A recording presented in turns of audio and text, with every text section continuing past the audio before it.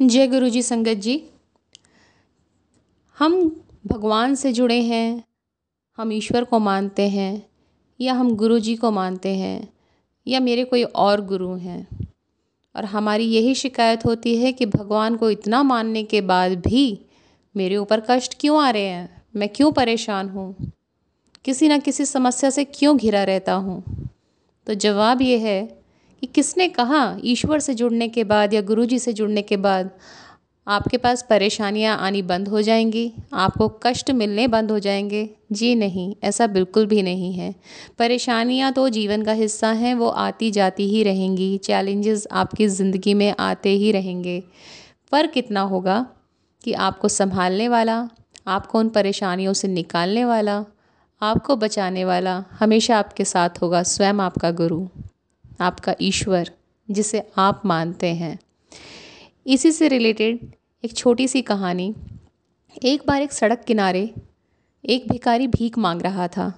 वहाँ से एक सेठ जी जा रहे थे, और जब भिखारी ने उनसे भीख मांगी तो सेठ ने बोला कि तुम्हें शर्म नहीं आती है, तुम्हारे हाथ पैर बिल्कुल सही सलामत हैं, तुम कोई नौकरी क्यों नहीं करते हो, तुम कुछ करते क्यों नहीं हो, ये भीख क्यों मांग रहे हो। भिखारी ने बोला, सेठ जी मुझे कौन नौकरी देगा। तो सेठ जी ने बोला कि ठीक है, मैं तुम्हें काम देता हूँ। वो भिखारी तो हाथ जोड़ने लगा सेठ जी के आगे कि बताओ, आप मुझे नौकरी दोगे, सैलरी दोगे। तो सेठ जी ने बोला कि मैं तुम्हें बिज़नेस पार्टनर बनाता हूँ, तो मेरे लिए साथ मिलकर मेरा बिज़नेस संभालना। भिखारी तो सेठ जी के पैरों पे गिर गया और बोला कि ये तो साक्षात भगवान है, आज तो मेरे सामने भगवान आ गए जिन्होंने मुझे बिज़नेस पार्टनर बना लिया है। तो भिखारी ने पूछा कि मुझे क्या करना होगा। सेठ जी ने बोला, मेरा चावलों का प्लांट है, आप चावल लेकर आओ और जगह जगह बेचना, उसमें से मैं तुम्हें प्रॉफिट दूंगा। भिखारी ने बोला, अच्छा, क्या मुझे 10% प्रॉफिट दोगे या 20% दोगे। सेठ ने मुस्कुराया और बोला कि 10% तुम मुझे दे देना, पूरा प्रॉफिट 90 का 90% तुम रखना। भिखारी तो रोने लगा, लिपट गया पैरों से उनके कि आप तो भगवान हैं, आज मैंने किसका शुरुआत दिन मतलब फेस देखकर की कि मेरा दिन इतना अच्छा हो गया कि मुझे साक्षात ईश्वर मिल गए। और उसने फिर जी तोड़ मेहनत करके काम करना शुरू कर दिया। करते करते वो जगह जगह जाता, चावल निकालता और बेचने जाता। और एक महीना बीत गया और अब वो दिन आ गया जब उसे प्रॉफिट शेयरिंग करना था सेठ जी के साथ। 90% का प्रॉफिट अपने पास रखकर 10% का सेठ जी को देने का वक्त आ गया। जब सेठ जी उससे मिले कि चलो डील के हिसाब से मुझे 10% मुनाफा जो हुआ है वो दो, तो फिर भिखारी के मन में चोर आ गया। उसने बोला, तुमने किया ही क्या है, तुम्हें 10% क्यों दूँ, तुमने तो सिर्फ मुझे काम दिया, लेकिन सारी मेहनत तो मेरी है। तो सेठ जी ने बोला, डील तो हमारी यही हुई थी कि 10% तुम मुझे दोगे। अरे किस चीज़ के 10%। तो यहाँ पर आप सेठ जी भगवान को मान लीजिए और अपने आप को वो भिखारी मान लीजिए भगवान के दर का।